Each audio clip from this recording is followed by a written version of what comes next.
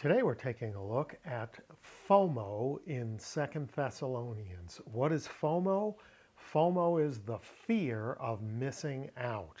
So Paul writes to the Thessalonians in his second letter to them, and he addresses in chapter 2, verses 1 and 2, a concern of theirs. And their concern is that Christ had in fact already returned and they had somehow missed it.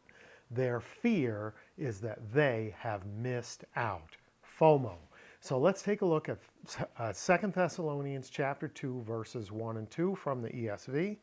Now concerning the coming of our Lord Jesus Christ and our being gathered together to him, we ask you, brothers, not to be quickly shaken in mind or alarmed, either by a spirit or a spoken word, or a letter seeming to be from us, to the effect that the day of the Lord has come.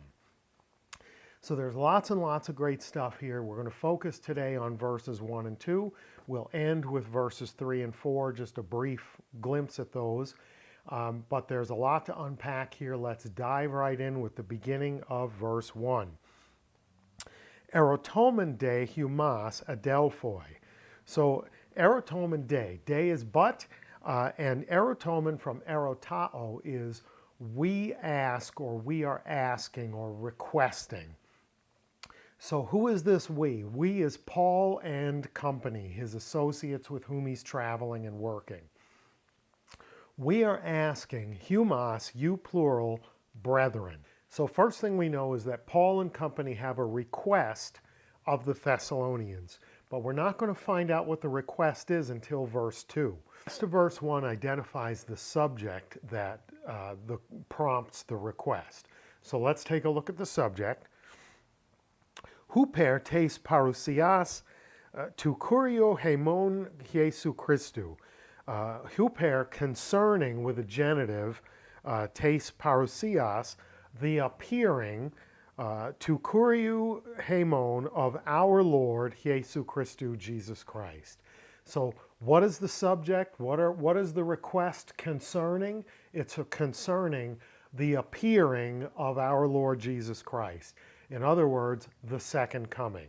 The parousia is the appearing of Jesus the second time. The second part is kai hemon, episunagoges, ep auton. Kai and hemon, our, and then we get this participle, episunagoges, the gathering together of us, hemon, ep auton, to him. So what is the subject, or what are the subjects being addressed in the request? The appearing of Jesus and the gathering up of us to him. Those are the two issues at hand. So the question is this one subject described in two ways? In other words, is the parousia of our Lord Jesus Christ and our gathering together to him one and the same thing? Is this one event described two ways, or are these two distinct things that either overlap or are separated by some period of time? And there's a lot of consternation that goes into that interpretation, depending on how you view things like the tribulation, rapture, the millennium, all of those kind of issues, as to whether or not there's a gap in these two things. But for our purposes, that's not what we're digging into. We're digging into the question and the grammar of how this has been written. So I want to take a look at something here for the grammar geeks. We have in these two subject matter clauses, we have a TS-KS construction that looks an awful lot like Granville-Sharp's rule. So what am I talking about? A TS-KS construction is an article, the T, the, then the first S, a substantive, then K is the chi, and then the second S is a second substantive. Article, substantive, chi, substantive.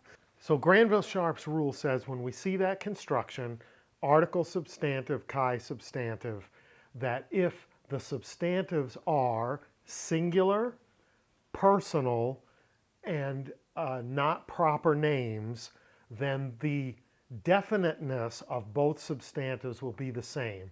They'll either both be definite, indefinite, or qualitative. Now, the rule does not dictate which one of those three they'll be. All it says is that those, if it's, remember, this is very important, if they're singular, personal, and not proper names, that force will be the same. Now here, let's take a look at what we have in the construction in this verse. We have the article tes, then we have the substantive parousias, then we have the chi, then we have the second substantive episynagoges, and the important thing for us to see is that one, yes, it absolutely fits Sharp's construction, TSKS, but because the appearing and the gathering are impersonal, they're not talking about a characteristic of a person, of an individual, that Granville-Sharp's rule does not apply. Definiteness, indefiniteness, or qualitativeness are not the issue here. So an interesting factoid for you, there are countless people who have disputed the validity of Sharp's rule. And if you look at their disputes, if you look at their claims, almost 100% of the time, it's because their example was either plural, involved proper names, or had impersonal substantives like this verse, having impersonal substantives.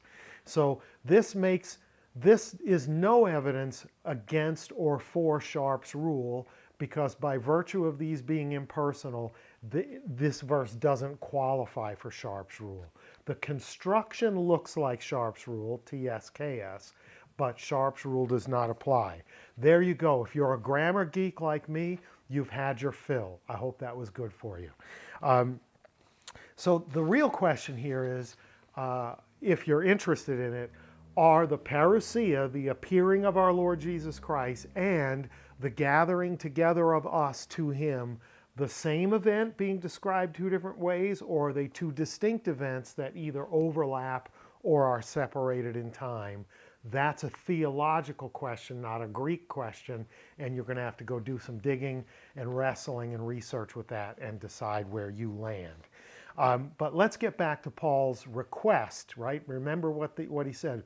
We are asking or requesting you, brethren, regarding what? The parousia of our Lord Jesus Christ, his appearing, the second coming, and our gathering together to him. And then we get the actual request. What is the request? Here it comes. Esto me takeos salutheni humas apo tu naos mede throesthai. So, esto me takeos salutheni is, we have, once again, several weeks in a row, we've seen an infinitive controlled or governed by a preposition. So that, or that you should not be quickly, takeos, quickly shaken, salutheni, and humas is the subject of that infinitive, so that you might not be quickly shaken, apo to naos, from the mind, naos, not nous, because omicron does not form a diphthong in Greek, mede throesthai, or nor alarmed, and apo to naos, from the mind. We don't want you to be shaken or alarmed from the mind, from your stable mind, from your way of thinking. We don't want you to be quickly shaken or disturbed. That is the request. So regarding the parousia and our gathering together unto him, we don't want you to be quickly shaken or alarmed in your thinking from the mind. That's the request. Now we get into the modification of it. Mete dia pneumatos, mete dia logu, mete di epistoles, hos di hemon. This is interesting. He gives a bunch of qualifiers that shouldn't result in you being quickly shaken or alarmed in the mind or from the mind. So, mete dia pneumatos, neither on account of a spirit. Notice pneumatos doesn't have an article, and it's almost certainly indefinite here. There shouldn't be a spirit or a spiritual influence or a vibe in the community or some prophetic claim. There shouldn't be any charismatic event that results in you believing that the parousia has already happened, that the gathering has already happened and you were left out. Hey, guess what? There was a rapture and you weren't part of it. Don't let yourself quickly fall into that shakenness or alarm. The next part, mete dia logu, the ESV says, nor a spoken word. I love that they included spoken here to differentiate it from what comes next. So it's literally just nor a word, through a word, and then mete di epistoles, nor a letter. So not through a word spoken or written, right? Because we have dialogu and epistoles, neither a spoken word nor a written word, a letter. And then this great qualifier at the end, hos di hemon, as though through us. So if you get a letter purporting to be from us that tells you that the day of the Lord, the parousia, has already come, don't get alarmed or panicked. Don't fall for that because we didn't send that letter. Such a letter is not from us. There's an important lesson in that. Not every letter is trustworthy. Just because a letter back in those days lacking the ability to be authenticated readily, just because some letter shows up that says it's from us doesn't mean it's from us. Paul had a habit of sending letters carried by known persons, persons who could vouch for the fact that I'm here because Paul sent me here to deliver this letter, and you guys know my name and my reputation, etc., so you can believe that this letter actually came from him and isn't something that someone is using to manipulate you. And then finally, the third part, hos hoti enesteken he hemera tu kuriu, as though or as that he hemera tu kuriu, the day of the Lord, enesteken, has come. And I've put in brackets here already because enesteken is a perfect tense of erkomai. It has come, and the consequence of that continues. In other words, the day of the Lord has already come, and the results of that coming, of that parousia, are in effect. He's saying, don't believe it. If some spirit claims that, if some word written or spoken claims that, if somebody delivers a letter claiming to be from us and it says that the day of the Lord has come, whether that is just parousia or parousia along with being gathered together to him, regardless of how you interpret those two things, don't allow yourselves to be quickly shaken or disturbed or alarmed in your mind, in your mindset, in your belief, and in your understanding, because it ain't so. Okay? That's the request. What's the request? Don't allow yourselves to be quickly shaken or alarmed. About what? About the parousia of our Lord Jesus Christ, his appearing, the second coming, and our being gathered, our gathering together unto him. No matter who tells that to you or how you hear it, the day of the Lord has not already come. and the consequences thereof attached. So there's no need for you to be shaken or disturbed. Pretty wild stuff. So what was their fear? What do we read into that? Their fear is they've heard somehow that the day of the Lord has already come, and they're experiencing FOMO. Wait a second.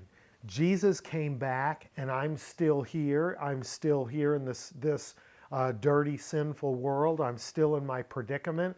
I have not been gathered unto him. That's alarming. I fear that I have missed out. But Paul says, don't be alarmed. Don't be shaken. Don't panic. No matter who says what, in word or writing, no matter what spirit is moving through the community, believe you me, it hasn't happened. You don't need to panic. Then he gives us verses 3 and 4. Let no one deceive you in any way, for that day will not come unless the rebellion comes first and the man of lawlessness is revealed, the son of destruction, who opposes and exalts himself against every so-called God or object of worship, so that he takes his seat in the temple of God, proclaiming himself to be God. So Paul reassures the Thessalonians that there's concrete evidence for why they shouldn't experience this FOMO. They don't need to worry that the Lord has already returned and that they missed it. He says there are concrete things that have to happen first, and those things have not happened. Had someone set himself up as God sitting in the temple, you surely would have heard. But it hasn't happened yet. So you have not missed out. The parousia of our Lord Jesus Christ has not happened, and therefore, whether at the same time or subsequent to it, the gathering together of the believers unto him has not happened. You haven't missed out. It's okay. Pretty wild stuff. Pretty interesting stuff. A lot to think about, a lot to root through. Go back and review Granville Sharp's rule and see why this passage doesn't apply, or why I should say the rule doesn't apply to this passage, nor does this passage contradict the rule. Great stuff, interesting stuff. Hope it was good for you. If it was, like, share, subscribe, tell your friends, and until next time, Charis Kai Reini Humin, grace and peace to you.